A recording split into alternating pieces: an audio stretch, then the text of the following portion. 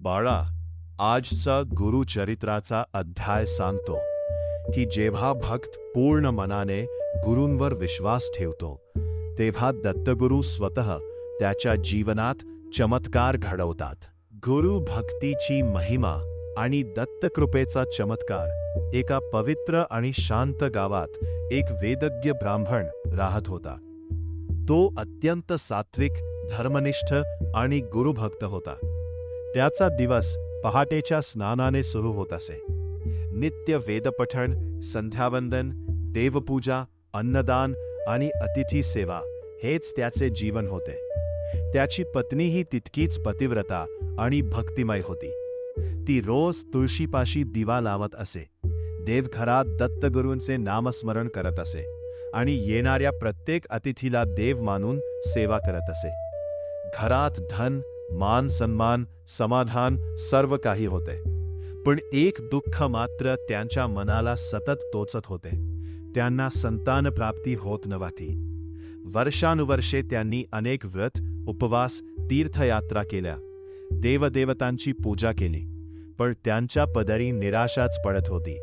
रात्री कधी कधी ती पत्नी देवासमोर बसून रडत म्हणायची, हे दत्तप्रभू, आम्ही कोणते पाप केले आहे? आमच्या जीवनात मातृत्व आणि पितृत्वाचे सुख येणार नाही का? तिचे शब्द ऐकून त्या ब्राह्मणाच्याही डोळ्यात अश्रू यायचे.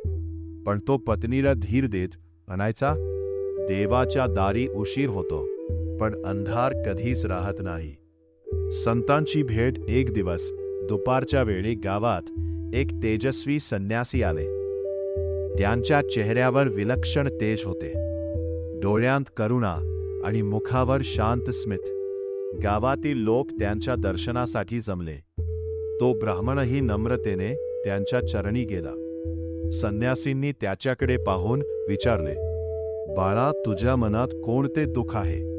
ब्राह्मण नम्रतेने म्हणाला, स्वामी, सर्व काही असूनही आमच्या जीवन अपूर्ण आहे. आम्हाला संतान सुख नाही.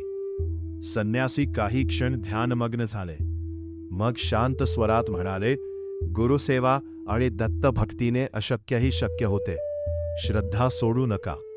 हे शब्द ऐकताच त्या ब्राह्मणाच्या मनात आशेचा किरण जागा झाला. गुरुसेवेची सुरुवात.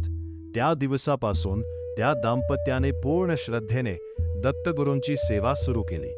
रोज पहाटे उठून ते दिगंबरा दिगंबरा, श्रीपाद वल्लभ दिगंबरा हा जप करत, गरिबांना अन्नदान करत, गायीची सेवा करत, साधू संतांना भोजन घालत आणि रोज गुरुचरित्राचे वाचन करत.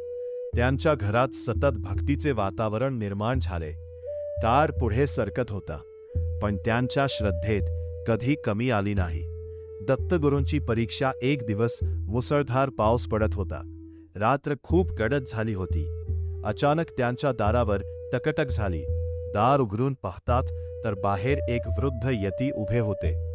त्यांचे कपडे ओले झालेले, शरीर थंडीने थरथरत होते.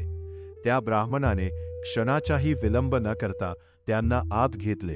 पत्नीने त्वरित कोरडे वस्त्र आणले, पाय धुतले आणि प्रेमाने भोजन वाढले.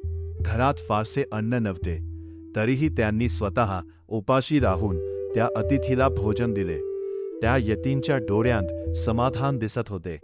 भोजनांतर ते म्हणाले, आज तुम्ही मला नाही, स्वतः दत्तप्रभूंनाच भोजन दिले आहे. हे ऐकताच दोघेही थरारले. क्षणात त्या यतींच्या चेहऱ्यावर तेज वाढू लागले, प्रकाशाने उजळून गेले. त्यांना साक्षात दत्तावताराचे दर्शन झाले. त्या दाम्पत्याच्या डोळ्यांतून अश्रू वाहू लागले. ते दोघेही दत्तप्रभूंच्या चरणी लोटांगण घालू लागले. दत्तप्रभूंचा आशीर्वाद. दत्तप्रभू प्रेमाने म्हणाले, बाळांनो, तुमची श्रद्धा, सेवा आणि निस्वार्थ भक्ती पाहून आम्ही प्रसन्न झालो आहोत. लवकरच तुमच्या घरी तेजस्वी पुत्र जन्माला येईल. हे ऐकताच त्या दाम्पत्याचा आनंद गगनात मावेनासा झाला. दत्तप्रभू अदृश्य झाले, पण घरभर सुगंध आणि दिव्य शांतता पसरली होती. कृपेचा चमत्कार. काही महिन्यांनी त्या पत्नीला पुत्ररत्न प्राप्त झाले. तो मुलगा अत्यंत तेजस्वी होता. त्याच्या चेहऱ्यावर विलक्षण शांतता होती. संपूर्ण गाव आनंदाने भरून गेले. लोक म्हणू लागले, ही दत्तगुरूंची कृपा आहे. त्या दिवसापासून त्या दाम्पत्याने आपले संपूर्ण जीवन गुरुसेवेला अर्पण केले.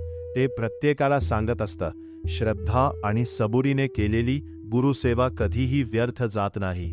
बाळांनो, आजचा हा गुरुचरित्राचा अध्याय ऐकताना तुमच्या मनात श्री गुरुदेव दत्त हे नाव एकदा जरी आले असेल तर कॉमेंटमध्ये नक्की लिहा श्री गुरुदेव दत्त. आणि बाळा, तुम्ही दत्तगुरूंवर किती प्रेम करता हे दाखवण्यासाठी हा व्हिडिओ आपल्या कुटुंबाला आणि मित्रांना शेअर नक्की करा.